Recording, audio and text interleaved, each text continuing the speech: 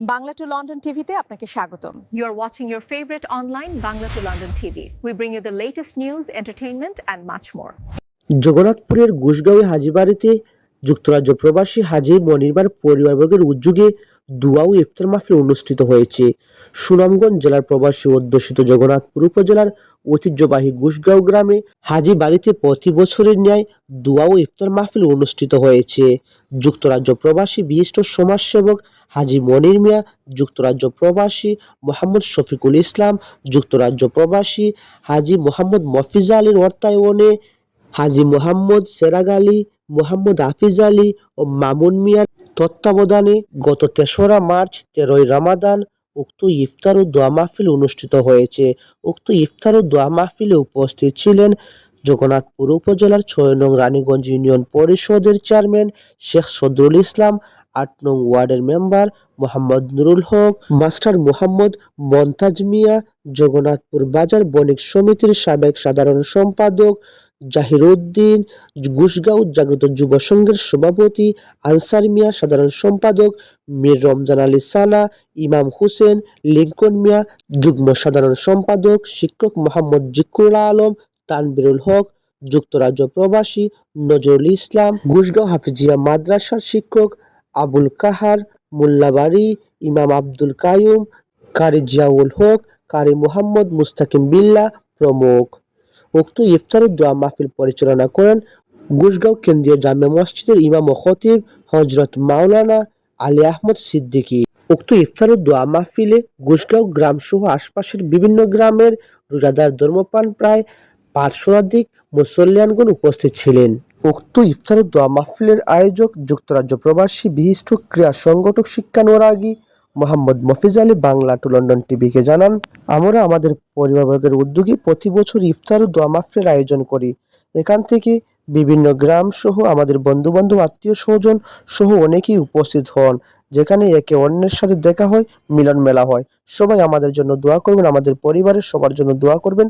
আল্লাহুম্মা সাল্লি সাইয়্যিদিনা মাওলানা মুহাম্মদ ওয়া আলা আলি সাইয়্যিদিনা মাওলানা করলা মাওলানা দরুদ পড়ো সব মিলে হয়া আশিক নসিব লাগে। আল্লাহ রাব্বুল আলামিনের আল্লাহর হাবিবের কাছে সাহাবায়ে কেরামে প্রশ্ন করেন বারবার, ইয়া রাসূলুল্লাহ, আমরা যে রুজি করি আমরা কোন পথে খরচ করতাম, আমরা টাকা পয়সা কোন পথে খরচ করতাম?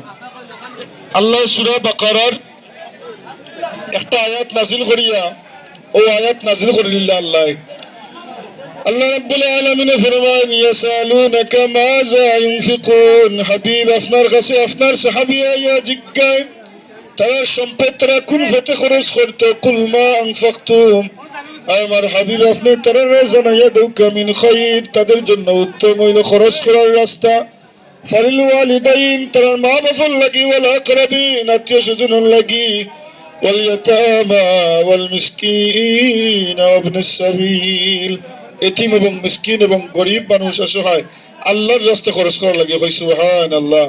তো সম্পদ আল্লাহর রাস্তায় খরচ করতে হলে খরচা লাগে। আল্লাহ এই সমস্ত কবুল করুক, খোকা আমিন। বারবার প্রতি বছরের ন্যায় এই বাড়ির তিলখান মুবারক মাহফিল আল্লাহ কবুল করুক। আমরা আশা রাখি প্রত্যেক বছর হাজী মনিরের উদ্যোগে ইফতার মাহফিল জারি থাকতো। ঠিক আছে আপনার ইফতার মাহফিল জারি থাকতো। গরিব মানুষ সব মানুষ খোলাইয়া ধনী গরিব সবে মিলিয়া ইফতার করি, এটা রকম সম্প্রীতি। রমজান মাসে সম্প্রীতি বাড়ায়, রমজান মাসে কিতা বাড়ায়? সম্প্রীতি বাড়ায়। আজকে দেখো ইরান মুসলমান যুদ্ধ করে, কিন্তু এমন কোন মুসলমান নাই যার তার খলজাত বলতে আঘাত পান না। ঠিক নাই আপনার? এটা রমজান মাসের কারণে। আর কাফের মুশরিকও তারা সুযোগ টুকায় রমজান মাসে মুসলমানদের আক্রমণ করতো। আপনি দেখুন যেন প্রতি রমজানও মুসলমানের উপরে আক্রমণ চলে। কেন?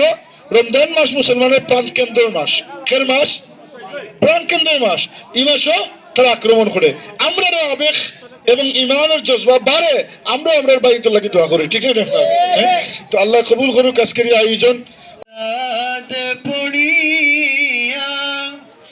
দেখা দাও স্বপ্নে السلام عليك يا حبيب سلام عليك يا رسول الله الصلاة والسلام على رسوله الكريم وعلى آله وصحبه أجمعين اللهم بلغنا رمضان ولا تجعل لنا فيه ذنبا إلا غفرته ولا هما إلا فرجته ولا مريضا إلا شفيته ولا قربا إلا نفسته ولا ميتا إلا رحمته ولا مطلبا إلا نفسته ولا قربا إلا نفسته ولا مطلبا إلا عفيته اللهم لا تحرمنا فيه أجر الصيام